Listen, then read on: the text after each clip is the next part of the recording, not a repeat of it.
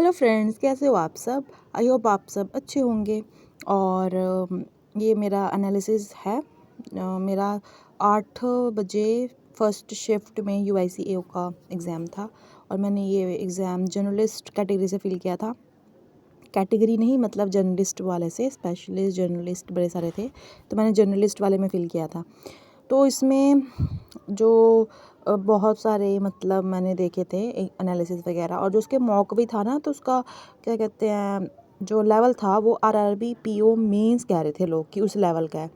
तो कुछ कुछ तो उसी लेवल का था, बाकी मुझे तो टफ़ लगा। मुझे RRB PO मेंस लेवल का नहीं लग रहा था, IBPS PO मेंस लेवल का ही लग रहा था।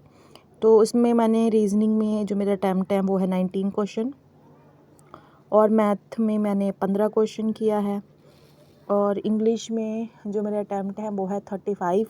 और इसमें ना 50 क्वेश्चन इंग्लिश के थे, और उनका जो टोटल मार्क्स बनना था वो 60 नंबर था। तो मतलब 50 क्वेश्चन 60 मार्क्स के थे, तो मुझे ये भी नहीं पता चल रहा था कि 2 मार्क्स वाले कौन से थे। तो ये था इंग्लिश का। और उसके बाद जीके जो था, जीके में भी आई थिंक 40 मार्क्स का जीके था कि 5 का, 50 क्वेश्चन थे शायद। तो जीके का ये है। और कंप्यूटर में 20 क्वेश्चन थे, तो मैंने 20 के 20 कर दिए थे, और मैं बहुत खुश थी कि कंप्यूटर का बड़ा मेरा अच्छा हो गया। लेकिन जब मैंने घर आके उसके सॉल्यूशन देखे, तो मैंने 2-4 क्वेश्चन गलत है कंप्यूटर में भी। और इसमें ख़ास बात ये थी कि कंप्यूटर के जो 20 क्वेश्चन थे वो हर एक क्वेश्चन 2 नंबर का था, मतलब हमें 40 नंबर का है कंप्यूटर का। तो उसमें एक क्वेश्चन जैसा था कि हमने फंक्शनल की में, मतलब जो F1 से F12 तक होते हैं, उसमें से कौन से की से हेल्प वगैरह होता है, मतलब हेल्प यूज़ कर सकते हो ऑप्शन। तो उसका आंसर F1 था, मैं F2 लगा कर आ गई। और ऐसे ही मतलब एक जीके का क्वेश्चन भी था बीमा सखी वाला, उसमें ये भी था कि जो बीमा सखी वाले जो होते हैं, मतलब 4-5 थे कि कौन सा गलत है इसमें से।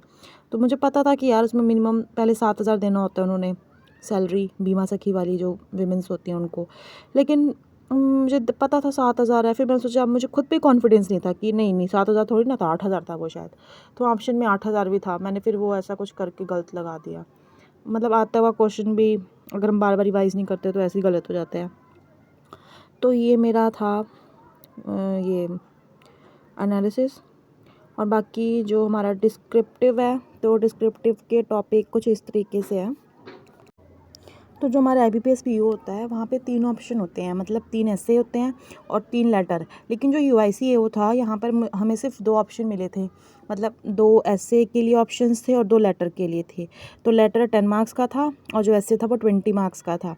तो लेटर में मैंने दूसरा टॉपिक मुझे याद नहीं आ रहा, लेकिन जो मैंने लेटर किया था उसमें यही था कि आपने ना अपने जो कमिश्नर है, पुलिस कमिश्नर, उसको आपने एक लेटर लिखना है जिसमें आपने ये बताना है कि जो ये डिजिटल अरेस्ट और जो ये ऑनलाइन अरेस्ट है उसकी वजह से उस पर कुछ एक्शन लेने के लिए। तो मैंने ये वाला लेटर किया था, और इसमें वर्ड लिमिट भी कम था। ये लेटर मेरा हो गया था अच्छे से कंप्लीट। तो उसके बाद मैंने चेक वगैरह भी कर लिया था। फिर लेटर के बाद जो ऐसे था, ऐसे में भी 2 टॉपिक थे। तो दूसरा टॉपिक मुझे अभी भी नहीं याद आ रहा। तो जो मैंने किया वो मैंने ये लिखा था कि ना एडवांसमेंट और जो लिमिटेशंस होते हैं, मतलब अगर हमने स्टेट लेवल और नेशनल लेवल पे जो इलेक्शन अगर हम साइमल्टेनियस नहीं करवा रहे हैं, तो उसके क्या एडवांसमेंट्स हैं और क्या लिमिटेशंस हैं, इसके ऊपर हमारा ऐसे था।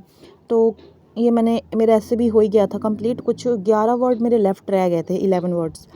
तो टाइम अप हो गया था, तो मैंने फटाफट सेव करके उसको सेव कर लिया था, सबमिट हो गया था फिर अपने आप ही।